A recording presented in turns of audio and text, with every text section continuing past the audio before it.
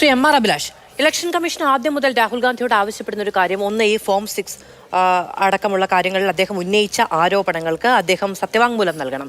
രണ്ടാമത്തേത് ഇപ്പോൾ ആവശ്യപ്പെടുന്ന കാര്യം, അദ്ദേഹം ഇതുമായി ബന്ധപ്പെട്ട രേഖകൾ ഹാജരാക്കണം എന്നുള്ളതാണ്. നമുക്കറിയാവുന്നതാണ്, ഈ ഓത്ത് ഫോം ഒപ്പിട്ട് നൽകി കഴിഞ്ഞിട്ടുണ്ടെങ്കിൽ അതിനാവശ്യമായ തെളിവുകൾ കൈമാറാൻ കഴിഞ്ഞില്ല എങ്കിൽ ശിക്ഷാ നടപടികളിലേക്കടക്കം പോകാൻ കഴിയും എന്നുള്ളതാണ് അതിലെ ഒരു കെണിയായി കോൺഗ്രസ് കാണുന്ന ഒന്ന്.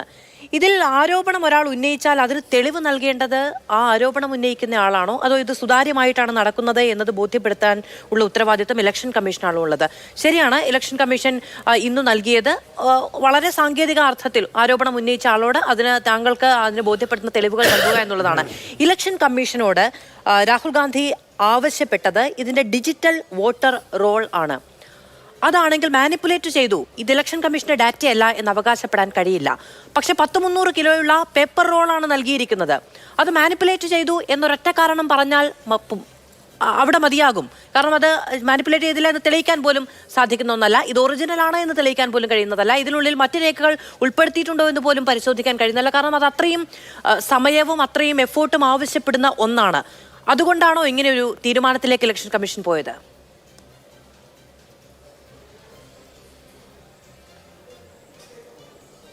ഇങ്ങനെ ഒരു തീരുമാനം എന്നതുകൊണ്ട് മധു എന്താണ് ഉദ്ദേശിച്ചത്? ഈ ഡിജിറ്റൽ വോട്ടർ റോള് ആവശ്യപ്പെടുകയാണ്. അത് കിട്ടാത്തത് എന്ത് എന്നുള്ളതാണ് കോൺഗ്രസ് ചോദിക്കുന്നത്.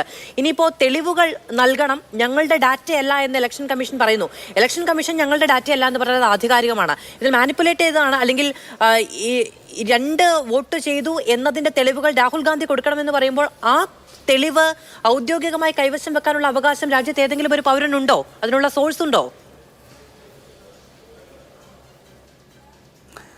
മധു, ഡിജിറ്റൽ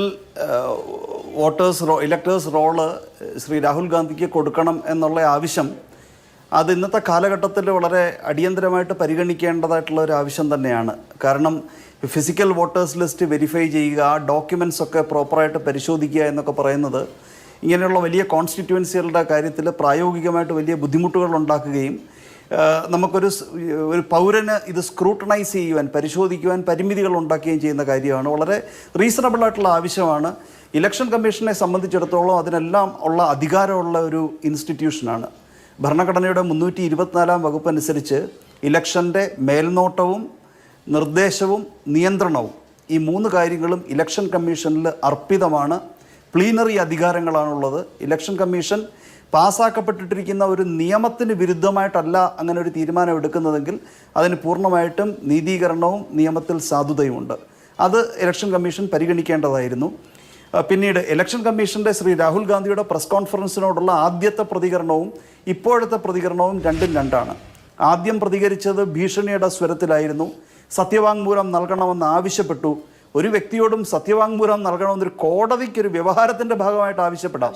കാരണം കോടതിയിൽ പറയുന്ന കാര്യങ്ങൾ സത്യവിരുദ്ധമാണെങ്കിൽ എഴുതി കൊടുക്കാൻ പറയാം. പക്ഷേ ഇലക്ഷൻ കമ്മീഷൻ അങ്ങനെ ആവശ്യപ്പെടുകയും താങ്കൾ ചൂണ്ടിക്കാട്ടിയതുപോലെ ഒരു കെണിയിലേക്ക് ഒരുപക്ഷെ ചെന്ന് കയറാനുള്ള ഒരു സാധ്യത മുൻകൂട്ടി കണ്ടുകൊണ്ട് അതിന് അദ്ദേഹം വൈമനസ്യം കാട്ടുകയും ചെയ്തു. RPA 1950 സെക്ഷൻ 31 പ്രകാരം ഒരു പണിഷബിളായിട്ടുള്ള ഒരു ഒഫൻസായി വരുന്ന ഒരു സാഹചര്യം ഒരുപക്ഷെ ഉരുത്തിരിഞ്ഞു വന്നേക്കാം എന്നത് മുൻകൂട്ടി കണ്ടുകൊണ്ടായിരിക്കാം അത്തരത്തിൽ സഹകരിക്കാഞ്ഞത്. അപ്പോൾ ആദ്യം ഇലക്ഷൻ കമ്മീഷൻ്റെ പ്രതികരണം വളരെ അപലപനീയമായിരുന്നു. പക്ഷേ ഇപ്പോൾ ഇലക്ഷൻ കമ്മീഷൻ രാഹുൽ ഗാന്ധിയോട് തെളിവ് നൽകണമെന്ന് ആവശ്യപ്പെട്ടിരിക്കുന്നത് അത്തരത്തിലൊരു കണ്ടീഷനൊന്നും ഇല്ലാതെ തന്നെ വളരെ മാന്യമായിട്ടാണ് ആവശ്യപ്പെട്ടിരിക്കുന്നത്. Therefore you are kindly requested to provide, നിങ്ങൾ ദയവായി ആ ഡോക്യുമെൻറ്റ്സ് പ്രൊവൈഡ് ചെയ്യുക. അപ്പോൾ അതിന് 5 പാരഗ്രാഫുള്ള ഈ നോട്ടീസിൽ, അതൊരു സ്റ്റാറ്റ്യൂട്ടറി നോട്ടീസല്ല, ഒരു നിയമപ്രകാരം നിർബന്ധിക്കുന്ന ഒരു നോട്ടീസല്ല, ഒരു നോട്ടീസ് ഇഷ്യൂ ചെയ്തു. അതിനകത്ത് ഈ ശ്രീമതി ശകുൻ റാണിയോട് അന്വേഷിച്ചു എന്ന് പറയുന്നു. അവരത് അത് സമ്മതിച്ചില്ല എന്ന് പറയുന്നു. അത് കഴിഞ്ഞിട്ട് 4ാമത്തെ പാരഗ്രാഫിൽ ഈ ഓഫീസ് നടത്തിയ പ്രാഥമിക അന്വേഷണവും തെളിയിക്കുന്നു. ഈ കാണിക്കപ്പെട്ട ടിക്ക് മാർക്ക് ഡോക്യുമെൻറ്റ് അത് പോളിംഗ് ഓഫീസർ ഇഷ്യൂ ചെയ്ത ഡോക്യുമെൻ്റ് അല്ല. അപ്പോൾ ശകുൻ റാണി പറഞ്ഞത് കൂടാതെ അവർ പ്രാഥമിക അന്വേഷണം നടത്തിയെന്നും അവകാശപ്പെടുന്നു. അപ്പോൾ ഇത്രയും ആയ സ്ഥിതിക്ക് ഇത്തരത്തിലൊരു നോട്ടീസ് കൊടുക്കുമ്പോൾ ശ്രീ രാഹുൽ ഗാന്ധിക്ക് ഈ വിഷയങ്ങളെല്ലാം നിയമപരമായി ഉന്നയിക്കുവാൻ ഉള്ള ഒരു അവസരമാണ് ഉയർന്നു വന്നിരിക്കുന്നത്. നമുക്കിപ്പോൾ നമ്മുടെ ഭരണഘടനാ സംവിധാനത്തിൽ എന്താ ഒരു എം പി സത്യപ്രതിജ്ഞ ചെയ്യുമ്പോൾ പറയുന്നത് എന്താണ്? നിയമപ്രകാരം സ്ഥാപിതമായ ഭരണഘടനയോട് നിർവ്യാജം കൂറു പുലർത്തുമെന്നാണ്. അപ്പോൾ ഇനി നമുക്കിതിനകത്ത് ചെയ്യാൻ കഴിയുന്നതെന്ന് വെച്ച് കഴിഞ്ഞാൽ ഇലക്ഷൻ കമ്മീഷനോട് സഹകരിക്കുക എന്നുള്ളതാണ്. റെപ്രസെൻറ്റേഷൻ ഓഫ് പീപ്പിൾ ആക്ട് പ്രകാരം 81-ാം വകുപ്പ് പ്രകാരം 45 ദിവസത്തിനുള്ളിൽ ഇലക്ഷനെ സംബന്ധിച്ചൊരു പരാതി ഒരു ഇലക്ഷൻ പെറ്റീഷനായിട്ട് ഹൈക്കോടതിയിൽ സമർപ്പിക്കാൻ കഴിയും. അതിൻ്റെ വിചാരണ ഹൈക്കോടതിയാണ് നടത്തേണ്ടത്. പക്ഷേ ഈ 45 ദിവസം എന്നുള്ളത് അത് ഇൻഫ്ലെക്സിബിളാണ്. ഇപ്പോൾ സാധാരണ ഈ കാലഗണന പരിഗണിക്കുന്നത് ലിമിറ്റേഷൻ ആക്ട് എന്ന് പറയുന്ന ഒരു നിയമപ്രകാരമാണ്. പക്ഷേ ഈ റെപ്രസെൻറ്റേഷൻ ഓഫ് പീപ്പിൾ ആക്ട് എന്ന് വെച്ചാൽ ഒരു സമ്പൂർണ്ണ നിയമമാണ് നടപടിക്രമത്തിലും. അതുകൊണ്ട് ഈ ലിമിറ്റേഷൻ ആക്ട് ആപ്ലിക്കബിൾ അല്ല. കോടതികൾക്ക് അത് റിലാക്സ് ചെയ്ത് കൊടുക്കാൻ കഴിയില്ല.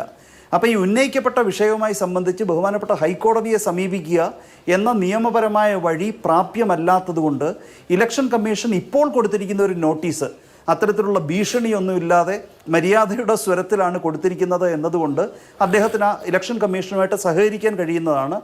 ഇലക്ഷൻ കമ്മീഷൻ എന്നിട്ടും നീതിയുക്തമായിട്ടുള്ള ഒരു അന്വേഷണമല്ല നടത്തുന്നതെങ്കിൽ ഇങ്ങനെ ഇലക്ഷൻ കമ്മീഷനുമായി സഹകരിച്ചതിൻ്റെ വെളിച്ചത്തിൽ ബഹുമാനപ്പെട്ട കർണാടക ഹൈക്കോടതിയെയോ സുപ്രീം കോടതിയെയോ സമീപിക്കാൻ കഴിയുന്നതാണ്. അദ്ദേഹം ഉന്നയിച്ച വിഷയങ്ങൾ വളരെ പ്രസക്തം തന്നെയാണ്. 1949 ജൂണിൽ ഭരണഘടനാ നിർമ്മാണ സഭയിൽ ശ്രീ അംബേദ്കർ, ഡോക്ടർ BR അംബേദ്കർ പറയുകയുണ്ടായി, വോട്ടേഴ്സ് ലിസ്റ്റ് എന്ന് പറയുന്നത് നമ്മുടെ തെരഞ്ഞെടുപ്പ് ജനാധിപത്യത്തിൻ്റെ തന്നെ ഫൗണ്ടേഷനാണ് എന്ന്.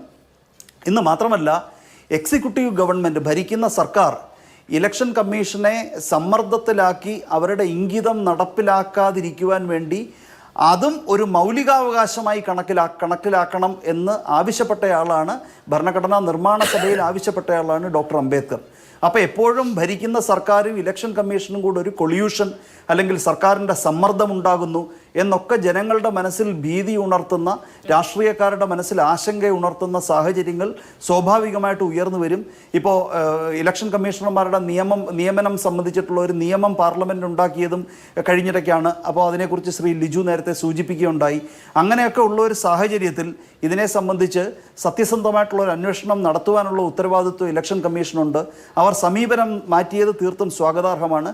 ശ്രീ രാഹുൽ ഗാന്ധി ഇതിനോട് പൂർണ്ണമായി സഹകരിക്കണമെന്നാണ് എൻ്റെ ഒരു അഭിപ്രായം.